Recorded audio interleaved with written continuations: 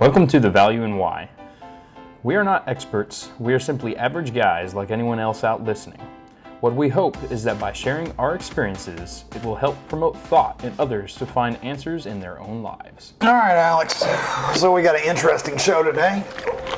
What's that? Oh, we're going to talk about twin flames. Okay. And I bet you most people watching have never heard of a twin flame. Probably not. So real briefly, to you, what's a twin flame? Well, if you ignore all of the surface level stuff about twin flames, you can get into a better meaning of what it is. And essentially, it's not the same as a soulmate, but it is two people who essentially share the same soul, but have different spirits. And because of that, they're bound to each other. They're bound to each other. Yeah. All right, so I guess the best way to go about this is, if you've never heard about a twin flame, you may be at this point going, let's turn off the video. I would pause and just take this in and just look at it. If you do some searches, you'll find it's all over the internet. Absolutely. And it was something that when we came across it, I backed up. I went, whoa, what's this? It's against all my beliefs. But with the understanding of it, it has brought me to more understandings. And that's why we're doing this video, is to just enlighten our understanding. And something like this, if you are sitting there going, well, this is weird, this can't be right, well, do some research before you jump to those conclusions. And don't take my word for it, don't take Alex's word for it. No, you should definitely take one. I'm just kidding. Yeah. And so now you may be looking at this video and you believe you are a twin flame, and maybe you'll get something out of it. Absolutely. And so what I'm going to start off is, because researching this journey on the twin flame, basically I had some weird encounters, needing some explanations. It got me diving into understanding the soul. And so let me just start off with explaining my understanding of the soul. And with that understanding of the soul, I started diving in, looking biblically in the Bible. I've looked into a lot of the Jewish traditions. I've looked into the Islamic traditions. I've looked into the Buddha stuff and the Sanskrits. Mm-hmm. I've looked very spiritually, trying to find this. I've looked at what the Romans believed, what the Greeks believed. I've looked at the Nordic texts. Mm-hmm. So I've done a lot of diving, and the interesting thing is that when you go way back into the history in all of those things, you will find that they had some knowledge and understanding of it. Mm-hmm. And with those knowledge and understanding, for some reason, we have forgotten it today. And so from all that research, let me describe what I have learned. And I'm going to use a whiteboard. So basically, I'm going to make a circle and call it a soul. Okay? Now what's interesting is the soul is actually divided into two parts: a male essence and a female essence. And a lot of people will also know about yin and yang. And yin and yang is essentially the same thing. And so the soul has a male and a female part. Now, apparently, a soul has the ability to make a choice when it decides to incarnate into a human form, that it can have one spirit or two spirit. You know, in the twin flame journey, it chooses to have two spirits. And so what it ends up doing is having a male spirit and a female spirit, which then goes into a body. Now, another thing I found that was interesting is, on the male and female soul, the soul itself, its language is emotion. Mm-hmm. And then with the spirit, its language is thought. Mm-hmm. And then you have the physical body that has the five senses. And so what's interesting to understand that is, okay, all of a sudden, when you start dividing that up with what we go through today, that's how you can identify each of the parts. Mm-hmm. And so with the twin flame, because the spirit has been cut into two pieces and put into two separate bodies, that they function separately, separate places. A lot of times there's a huge age gap between the two. And so a lot of times they're not born around the same time. And they are from very separate places, and what's interesting about the twin flame journey is when they come together, one of the things most twins will occur and realize is there's a lot of synchronicity in the world because how they got brought together, everything had to sync up perfectly. Yeah, and these things could be anything from them going into business together. It could be them working at the same other business together. It could be choice of religion. It could be all kinds of things that brought them together. But what they identify is as they spend more and more time together, not only do they have synchronicities in their current life, but there are going to be opposites that synchronize in their past lives. So as far as how they were brought up, or whether they had brothers and sisters, things like that, a lot of those things will actually begin to synchronize as well, or they will be direct opposites of each other. Yep. And so, that being the twin soul side, that a single soul, typically what it likes to do is it has both the male and the female side, and it will make a soul that goes into a body. And what it will do is take certain pieces from each side to go into the main body. And so what's very interesting is, here's another one that is another rabbit hole. If you look into the Kundalini stuff, that it talks about balancing energies. In the Kundalini, that you have the male and the female side, and you're actually trying to balance those. And so with a regular soul that chooses one body to be present, you're trying to balance both the male and female side. Or the twin flame, you have two bodies, and the two of them are trying to balance. So to bring this into something that might be a little bit more familiar for y'all, we've all met someone who might have been a guy, but he's a little bit more effeminate, or a woman that's a little bit more manly, things of that nature. Generally, it's because they're out of balance. As far as their soul goes, yeah, they're out of balance because they might be 30% one and 70% the other. And the journey for an individual is to bring that into balance with themselves so that they can work equally in each spectrum. Whereas a twin flame, they have to have the 100% female, the 100% male, and their essences have to come together and they have to balance each other out. So it's almost like a spiritual balance, but it happens physically as well with the twin flames. Whereas if you're not a twin flame, it's your own personal journey and having to balance yourself out. Yeah. So that's the understanding that we get from all these different ancient texts of how the soul works. And so at this point, what I'm going to do is start talking about the twin flame journey, which typically if you search, you'll find there's a 7-step and an 8-step. I'm going to typically be following the 7-step. So the journey starts with step 1, and step 1 is a yearning or a desire for the other. And all twin flame journeys are unique in their own way, and they've been set up very uniquely for that soul. And so what's interesting is, so the yearning process starts with some type of understanding that there's something to desire. And so it could be that one of the twins have got into spirituality and has realized that there's a possibility they have a twin, and what they'll start doing is piecing together that perfect person for them, and then they will basically be going through the world trying to find the person that can fit that.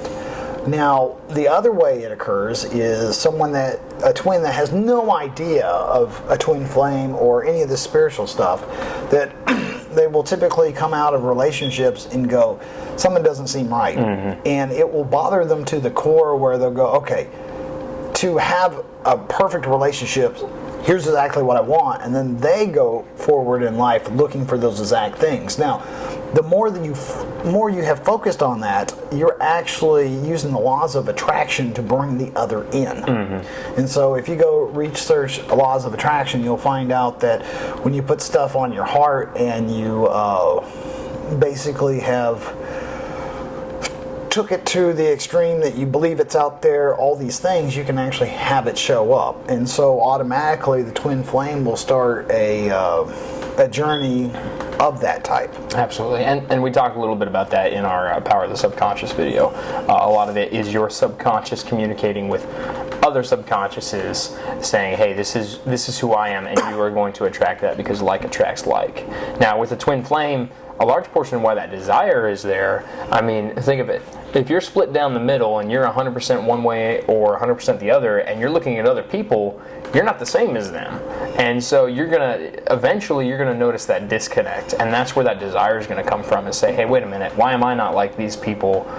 There's something different about me. And so you're gonna desire that other half, and if you're spiritual and you're in tune with that feeling, it's going to put you in a position where you're going to want to search for that.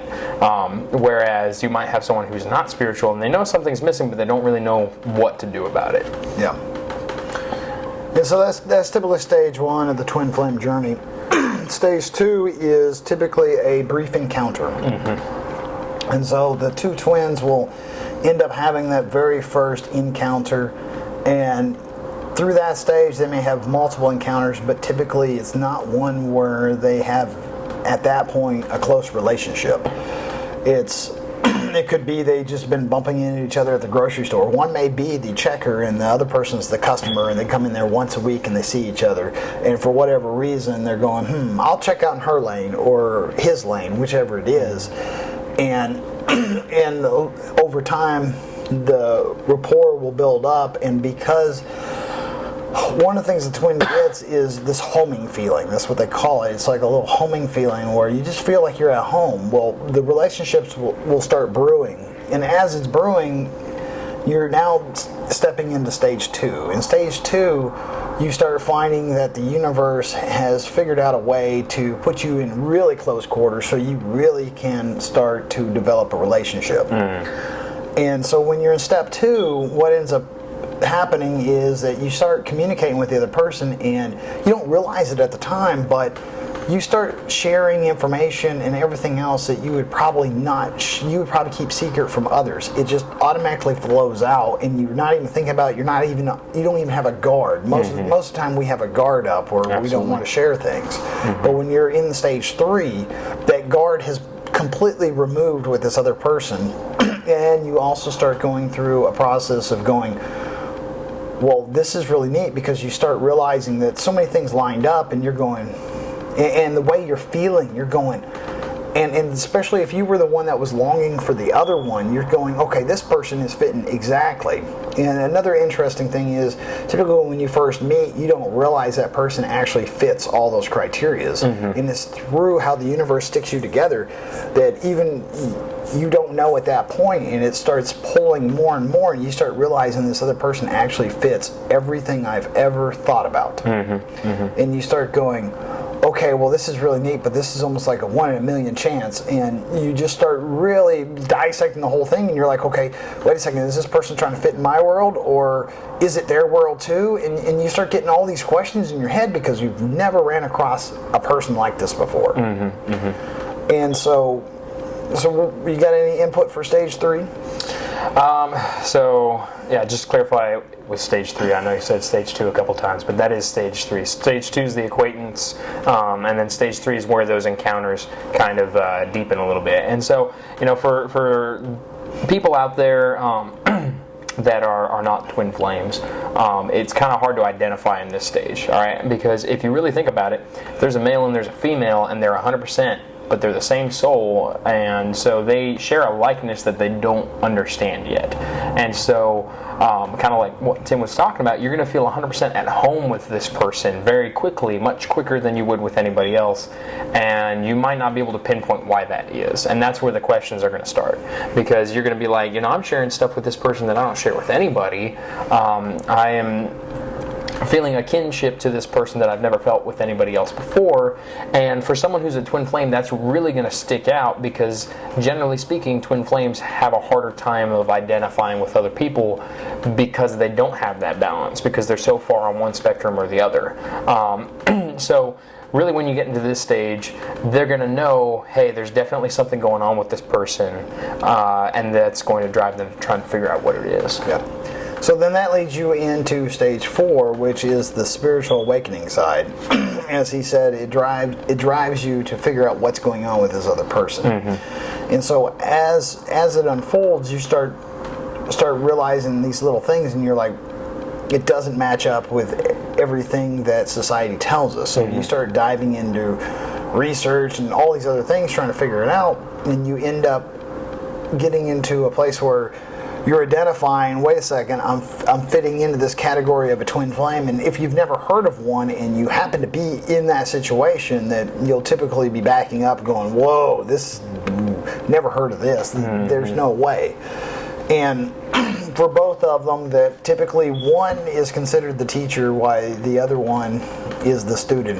And so it's typically one of them, and it's typically going to be the one that had the burning desire in the very first place. It will become the teacher.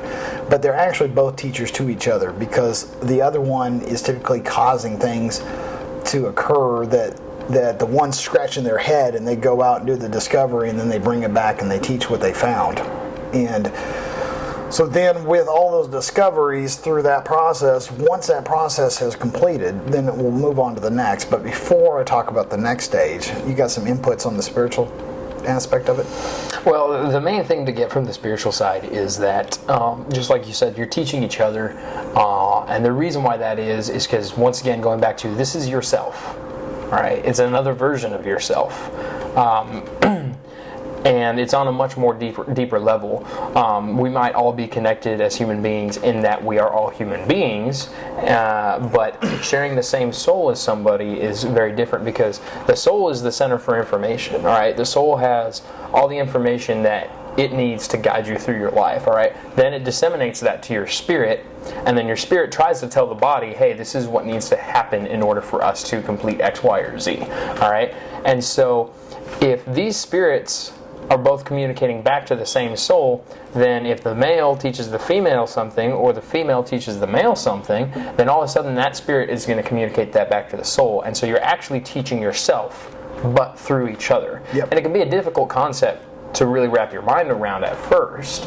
However, just like you were talking about, generally it'll happen through someone asking a question or making a statement, and it's going to make the other person go, wait a minute, I've never thought of that. And that's coming from the soul, all right? Because the soul knows that these two need to balance. And so if one of them's out of balance, the soul is going to send communication to that person's spirit, even if it's through the other spirit, to say, you need to go look at this. Yeah. So I just thought, I want to back up to 3 for a second. So also something that happens in stage 3 is they're also starting the merge in every way. And so a lot of times that you'll find in your research with twin flames that their diet will change. They typically go to a more clean eating together. They typically, a lot of twin flames encounter with doing excessive walking. And so a lot of times when you do the research, you'll find 6 miles or more is a normal situation for the twin flame just in walking. A week. Okay. Yeah.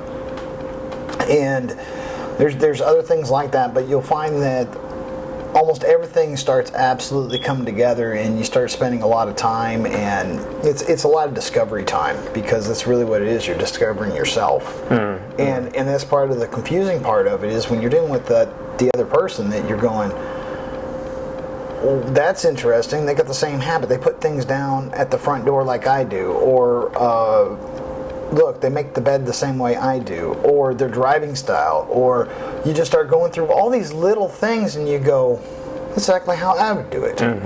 Well, you might even approach them with a problem you have in your life, and their thought process is very similar to yours. Yes. Because, once again, going back to this diagram, the soul has all the information, all right? And the soul is communicating to the spirit, to the body, and then the body is communicating to the soul, to the spirit, which is going back to the soul. So it's this constant back and forth. And so if the male side's having a back and forth, or the female side's having a back and forth, and then they go over here, all of a sudden it becomes this circle of information where it's constantly flowing through both of them. And so the thought processes are often going to be very similar. Now, as far as the clean eating and the walking goes, a lot of that is actually why it leads into stage 4. Because what's happening is that, unbeknownst to the flames, they are preparing themselves to begin this spiritual journey by cleaning up their life and by changing themselves to generally a more simplistic lifestyle.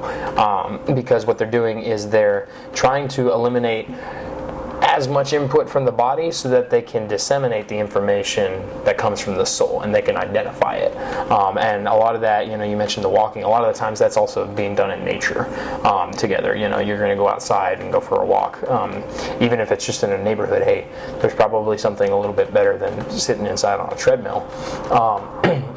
So that's going to generally be what begins to push them into stage 4, because as they're cleaning their lifestyle up, the body is now moving out of the way so that the soul can communicate more directly to the spirit, because you're getting rid of as much of the input that you have in the body. Because if we think about it, the body has all kinds of input, not just the 5 senses, right? But we have the input from our friends and family, we have the input from their spirits being impressed upon us, and so we have all these little, almost like arrows that are being shot up against the body. And so as you start knocking all those down and creating walls in order to defend the body against it, you're able to think more clearly, and that's where the questions start arising. Alright, so that jumps us to stage 5, which is typically called the runner-chaser phase. Now, in the runner-chaser phase, there's usually a crisis that causes one of them to run. And so you've gone through the journey, discovered that there is something interesting here, and then there becomes a crisis. Now, in the twin flame journey, everyone's different crises, however it may be. Now, the crisis is going to basically divide the two and put pressure on, more than likely, the runner to have to make a decision. And the runner will typically make the decision to run from the other flame. And then that makes the other flame go into a chase mode. Now, the interesting side is, to the runner-chaser, they're actually both runners. Because what they're doing is, the first one that chooses to run, that they're going into more of a denial phase, going, well, this can't be right. Whatever is causing the crisis is their regular world that they came from before they met the other twin is typically calling them back. And they're going, well, this is all I know, and so this is what I have to do. And the other one's going, well, everything you've just learned, how can you do that? And then they go into the chase going, no, you can't. And so it becomes this runner-chaser thing. But in the chaser's position, he's actually running too, because he's at a place where he's going, oh, I'm losing something, and so I have to protect it. And so I'm going to jump real quick, because the next stage is the ego stage. And so the runner-chaser has to develop in order to into the ego phase. And the ego phase is the one that they call busting the ego. And so when the chaser is chasing, it's the ego going, well, everything we just learned, how can you leave me? How can you do that? Everything we learned, no. And the other one's going, they're running because they're going, well, everything I do know, this is so foreign, this can't be right, and I don't want anything to do with it, and maybe if I get away from it, it'll all go away. So I'm going to illustrate something for y'all just to give you an idea. All right, so this right here, this is your worldview.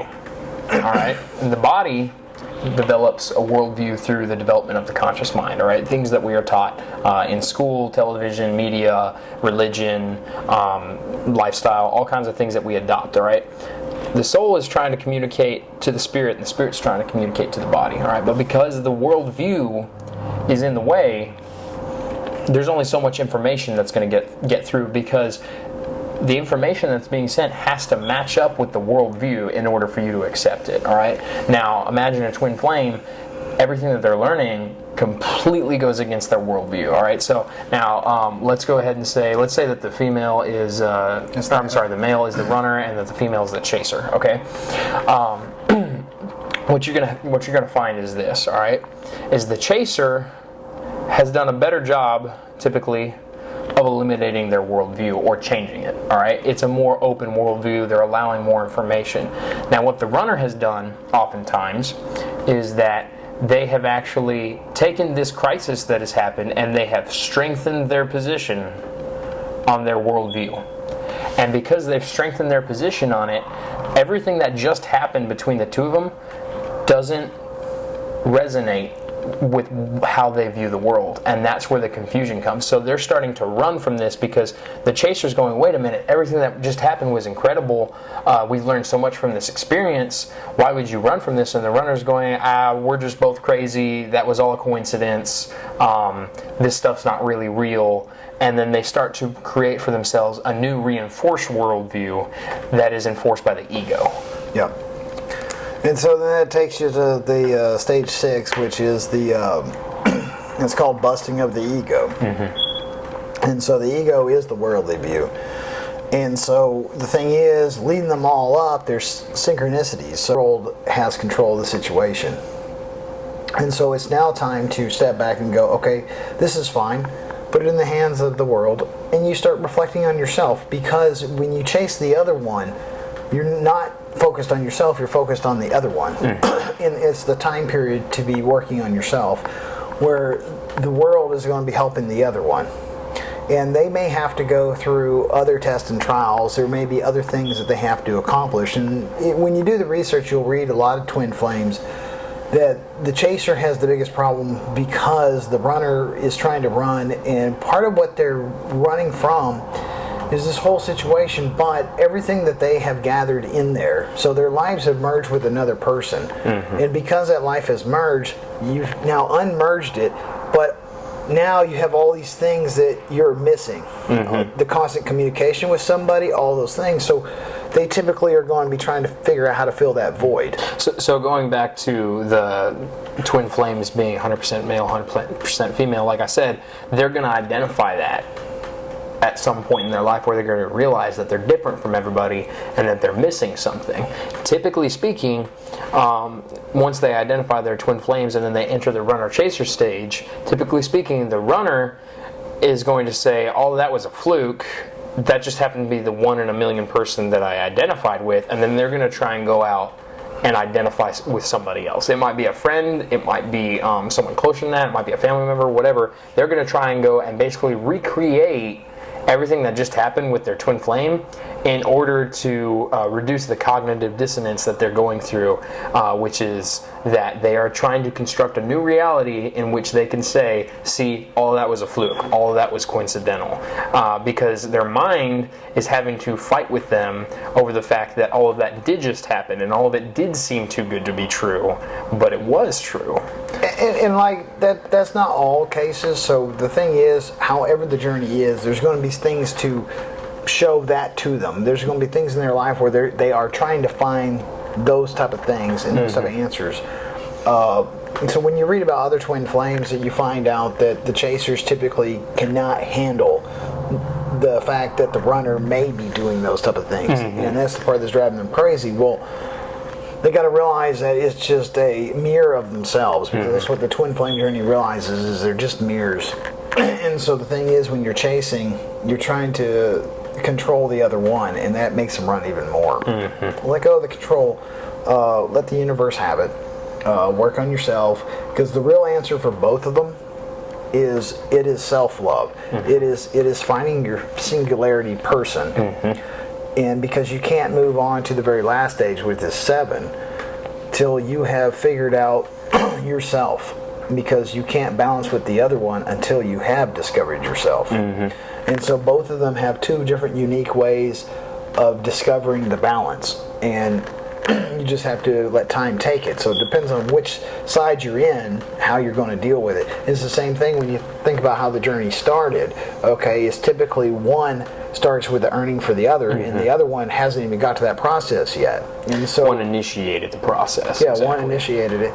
And so what's interesting is, from like what you were just talking about, the roles almost, it flips, because it's a weird mirror, and it's a weird parallel. So the thing is, they both have more that they have to go through, and it's at a time where they have to be separated in order to do it. And it's interesting when you do the research that majority of twin flames go through it. There is a small little bit that you find that do not. And they'll skip this stage. They'll skip this stage. And but majority of them, there's a runner chaser, and it's just, you know, if you find yourself there, you're actually both runners. Yeah. Well, and then so, you know, we kind of went backwards a little bit and talked about the runner chaser again. Now, once you get to the ego, is that, hey, you're eliminating all of this. All right. So they're running for a certain amount of time, and then that's going to end. All right. But in order for that to end, the ego has to be broken down, and that's kind of what we're getting at, all right? So this right here has to be broken down on both parties, because what can happen is actually you can have the chaser get offended by that's the ego. The runner running away, and then they can build their ego back up. Yeah, because that's exactly it. They get offended and that's their ego talking going, and that's why they keep chasing, where that's why I'm giving the advice that you just step back, work on yourself, and that's how you deal with your ego. And then the world's going to deal with that other ego. Exactly. But as long as both of them's ego is going crazy, it's going to prolong the whole process, because as long as the chaser's chasing the runner, it's going to cause the runner's ego to break more and more and more, going, no, you're not going to control me, and it just prolongs the process. Well, see, what can happen is this, all right? So let's say that the runner, they've built up their ego, it's pretty big, and then let's say that the chaser has now built up their ego because they're offended by the runner, right? They have done so much for them, and they're just throwing it all away. So now they're offended, so now both their egos are up, all right? The sad thing is that sometimes we can actually extend our ego to our spirit, all right? To where now our spirit is resisting the soul, not just our body, all right? When that happens, it can be very, very dangerous, because now you're living solely down here, all right? So what that means is that you have to wait for the world, which I'm going to use this one for. You got to wait for the world to come in and break that ego, all right? And so they're going to, different events and occurrences are going to come in here, and they're going to try and break that ego, all right? And that's why what Tim's saying is very important, because the chaser generally has to deal with their ego first, all right? So if the chaser can remove his ego, here's the thing, is that this is the world, all right? But remember, we're dealing with a constant flow of communication to the same soul. So if the chaser can figure out how to deal with his own ego, all of a sudden, now, through his singularity, through his overcoming of his own challenges, through that person's dealing with their ego, they can now send information through the soul, which is now going to try and help break down that ego, and they don't have to be anywhere near them, because that spirit and that is going to sense this half of the soul and where they're at, and that information is going to go straight to them, so that eventually you can get rid of this little bit, and then eventually you're going to break this down, and then the two can come back together.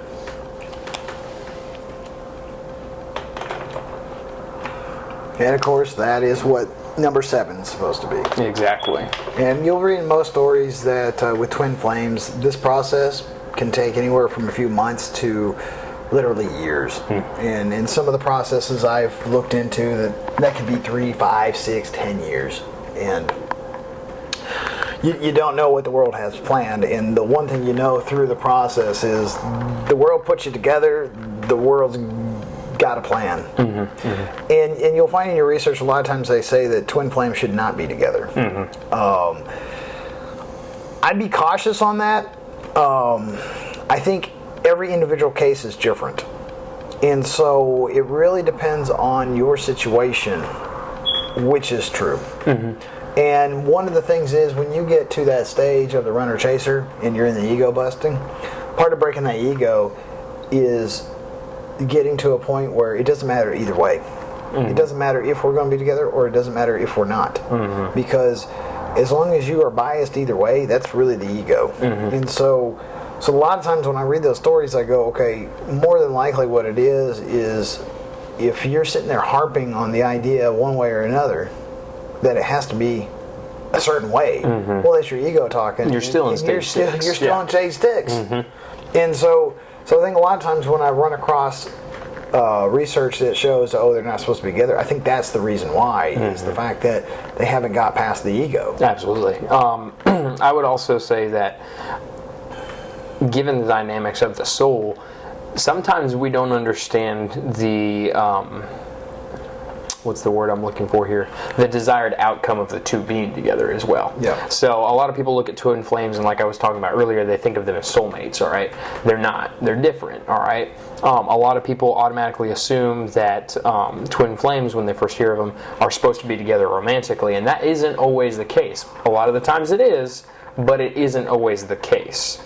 Sometimes it's just that they're supposed to be very close friends or business partners or whatever the case may be, because that's the desired outcome that the soul is looking forward. All right? Because remember, if the soul is controlling it, there's something that the soul wanted out of having these two separate beings, all right? And so that's why you have to remove all this blockage so you can communicate with the soul and you can figure out what the purpose is of both of those individuals. And as they break away in the runner-chaser stage and the ego stage, and they figure out what their soul purpose is, they then begin to figure out what their purpose together is, all right? And so I think a lot of people out there that you're talking about have either still been stuck in the ego stage, or, and this is a lot more rare, or they have found that their purpose for their soul and for the fact of them being twin flames is different other than for them to be together romantically. And it just depends. Like Tim said, it's a case-by-case thing. I'm not going to try and sit here and tell you that I understand the complexities of every soul on Earth. No. We're just sharing our research and maybe give you a path to go down. Absolutely. So since you keep saying soulmates, let me talk on soulmates real quick. Okay. And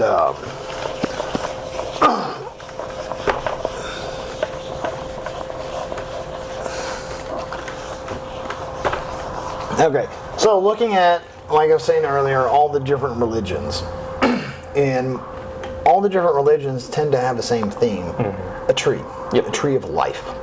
Okay, so with the tree of life, basically, if I have a tree, actually it should get bigger at the bottom, right, and then smaller at the top. So if I have a tree, you end up having branches. And in those branches become a bunch of leaves. Well, each of these leaves are a representation of souls. And so if you're on the same branch, that typically those souls are souls that could be your soulmates, and you could have multiple. So it's referred to as, like, your parents could be a soulmate. In your life, you could have multiple soulmates. It could be your parents, it could be a lover, it could be your brother, it could be a friend in school, it could be your teacher. It could be your coach. It could be your boss. And they talk about soulmates take on different roles, and typically there's 3 different roles. And so one role we all know is the relationship. Another role is usually more of a mentor or a support type role in your life. And then what's interesting is the third typical soulmate is that oddball person that you really don't have a relationship with that just shows up. So like every time you're in the grocery store, you see Bob, but you don't really know Bob. You don't even know Bob's name. But every time y'all bump into each other, say hi because you're familiar, see each other, and you just keep going. But you never really have a conversation, but you seem to always cross paths. And that's how they define what a soulmate is. Now, we're going to jump on to another interesting topic that we'll do a video later on. But through all of this, there's definitely been some questions that we've had about the idea of reincarnation.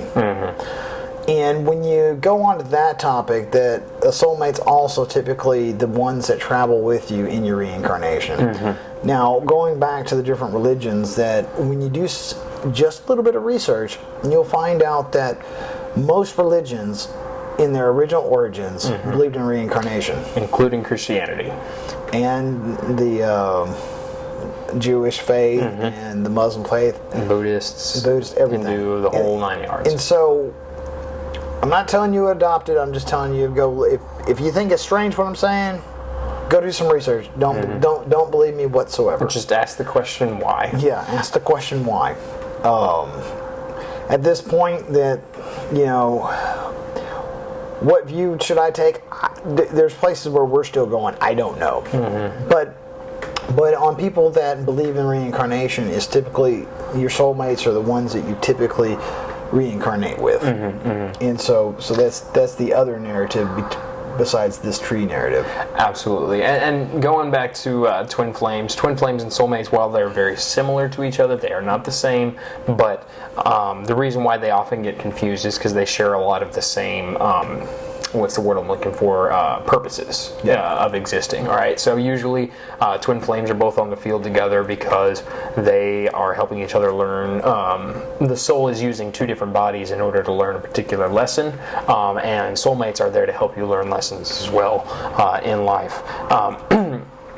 But soulmates are often confused as only being, your soulmate. That's the biggest term we always hear is, I want to find my soulmate.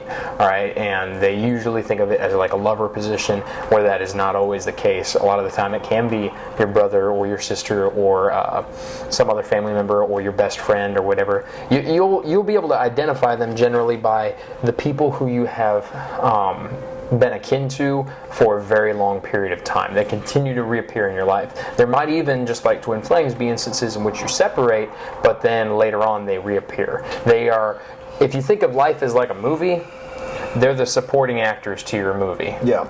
They're not just extras. They're always there. Those are your soulmates. Yeah, and so another interesting side with the twin flame and the soulmate, a lot of times there are things they call false flames. And so a lot of times with the false flames, they may be soulmates. What you'll find in your research that twin flames have a special number. And that number is 1111. And so a lot of times they tell you when you're with your twin flame, you'll see that number come up a lot. Now, through my research, what I have found is typically if the number comes later in the relationship, it's usually a twin flame, because it's usually when the twin flames are in the spiritual side discovering that they are a twin that those numbers come up. And I've found in research that typically if a couple's together and they're getting numbers like 1111 at the beginning of the relationship, a lot of times that's not actually a twin flame, that's usually a soulmate. So going back to the way the soul, spirit, body works, and talking about cleaning up the lifestyle so that you can remove the information coming from the body and that worldview so that the spirit and the soul can communicate to you directly.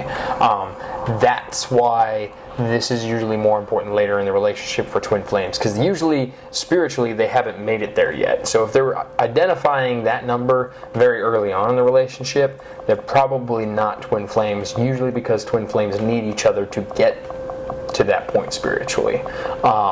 If it's happening earlier on, like Tim said, it's probably more like a soulmate, because this is one of the ways that your soul identifies information that it wants to send to your spirit.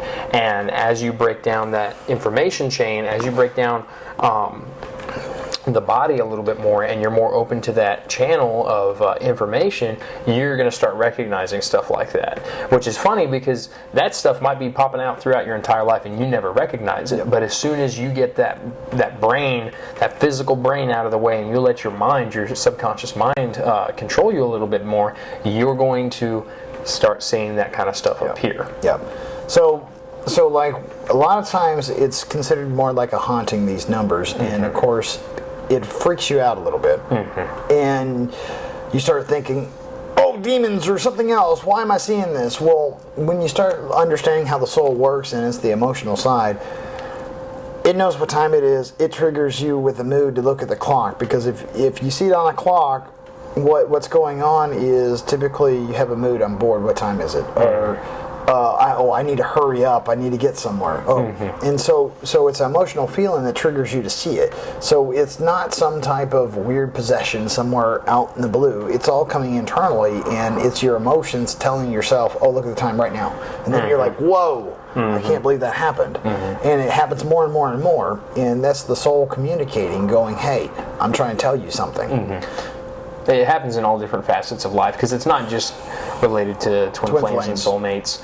It could be that you are searching for a particular question in your life, and then you're sitting there, you're contemplating it, and then you think in your mind, okay, I think I have a solution, and then you might be like, wait, what time is it? I have an appointment, and then you might see a number like that pop up. A lot of the times, those numbers are showing up to either confirm that you're on the right track or to let you know, hey, you're not quite there yet. You might want to reallocate some of your thoughts and sit down, rethink, and come up with a better solution. So there are more ways than just one that your spirit communicates with you, but numbers are one of them, and it's very important for people to recognize that. Yep.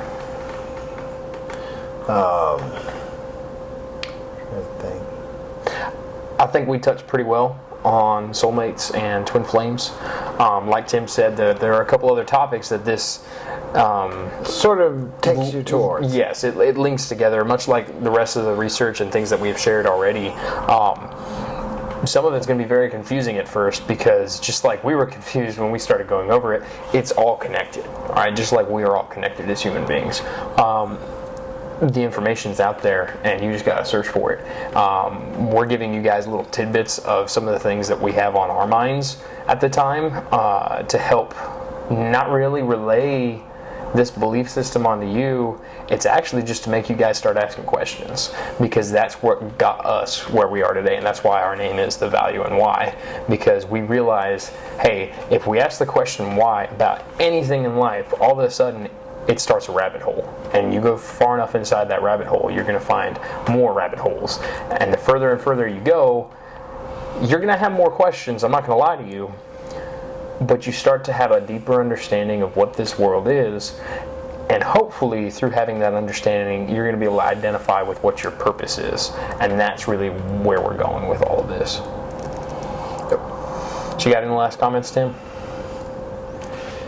No, I think we covered most of the basics, and of course we'll have more videos on this. So I think it's a good time to close. Absolutely. And be watching for our next videos, guys. We appreciate you guys watching.